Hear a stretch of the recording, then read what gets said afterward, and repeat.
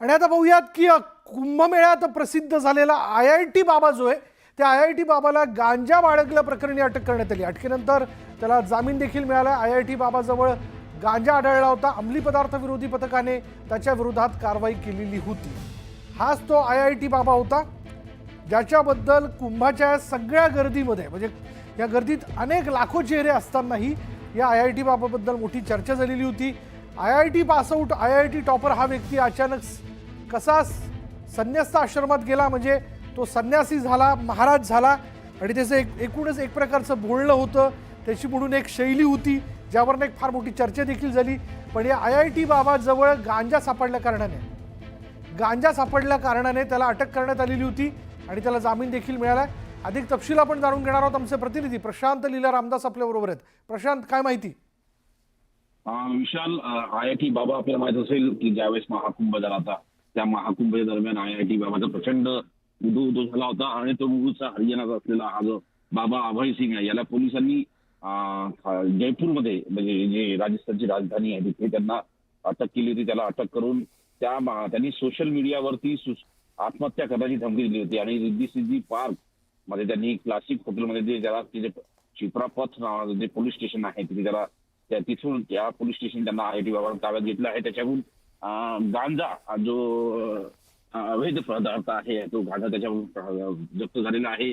NDPS ऍक्टच्या अंतर्गत त्याच्यावरती पोलिसांनी कारवाई केली आहे आणि पोलीस या संपूर्ण प्रकरणामध्ये त्याची चौकशी करत आहे. सोबतच त्यांनी हा गांजा कुठून आणला ही चौकशी केली जात आहे. ज्या पद्धतीने त्याने आत्महत्या करण्याची धमकी दिली होती कारण की ज्या पद्धतीने प्रसिद्ध झाला आणि त्यानंतर त्याला प्रसिद्धीत होत आल्यानंतर त्यांनी ज्या पद्धतीने वेगवेगळे दावे केले होते त्या दाव्यानंतर त्यांनी काय दावा केला होता की तो लवकरच आत्महत्या करणार आणि दरम्यानच्या काळात त्याच्याकडे गांजा सापडल्यामुळे जयपूर पोलिसांनी त्याला अटक केलेली आहे. विशाल, धन्यवाद प्रशांत या सगळ्या माहितीबद्दल. हाच तो IIT बाबा आहे ज्याची महाकुंभात मोठी चर्चा झाली होती.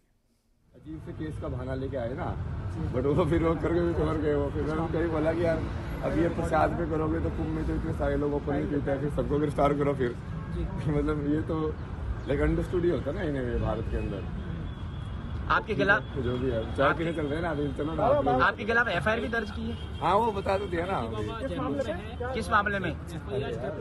अब एक ही बार में बात कर लो ना, रिपोर्ट बता दो दिया. एक बार बात क्या FIR दर्ज की हुई? नहीं NDPS की कोई FIR दर्ज की? हाँ वो NDPS वाली जो है. क्या बोला जब? क्या वो 320 क्या वैसी वाली थी. क्या तलाशी में मिला? पुढे बघत काँग्रेस नेते डॉक्टर शमा मोहम्मद यांच्या एका ट्विटमुळे वाद सुरू झाला.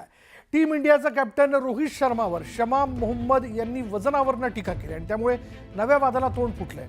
रोहित शर्मा जाडा असल्याची टीका शमा यांनी केली आहे.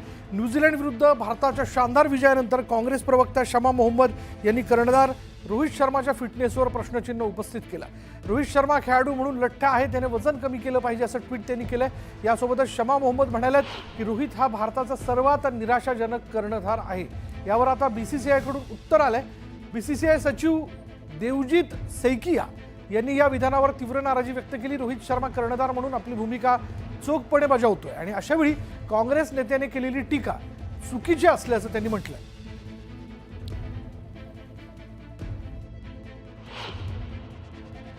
See, it was just a generic tweet about a fitness of a sports person. It is not body shaming. It's about the fitness of a sports person. I always believe a sports person has to be fit. So I felt he's a bit overweight and I just tweeted on that. And I've been attacked for no reason, you know. And when I compared him to the other captains, previous captains like Dhoni, or for that matter, Ganguly, Dravid, Tendulkar, Kapil Dev.